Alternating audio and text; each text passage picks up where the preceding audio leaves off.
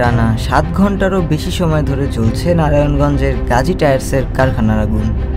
রোববার রাত 9টার দিকে কারখানার পেছনের দিকে 5তলা একটি ভবনে অগ্নিকাণ্ডের ঘটনা ঘটে। খবর পেয়ে একে একে ছুটে আসে আশেপাশের বিভিন্ন ফায়ার স্টেশনের 11টি ইউনিট।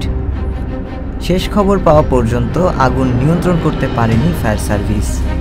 স্থানীয়রা জানান, সাবেক মন্ত্রী ও গাজী গ্রুপের চেয়ারম্যান গোলাম দস্তগীর গাজীকে গ্রেফতারের পর থেকে কারখানাটিতে গণহারে লুটপাট শুরু হয়। লুটপাটের মধ্যেই ঘটে এই আগুনের ঘটনা। ভেতরে অনেকেই আটকা পড়েছেন বলে অভিযোগ স্থানীয়দের। কারখানার অবকাঠামো এবং টায়ার উৎপাদনের দাহ্য পদার্থের কারণে আগুন নিয়ন্ত্রণে আনা কঠিন হয়ে পড়েছে বলে জানান দমকল কর্মীরা। আগুনের সূত্রপাত ও ক্ষয়ক্ষতি সম্পর্কে এখনও কিছুই ধারণা করা যাচ্ছে না।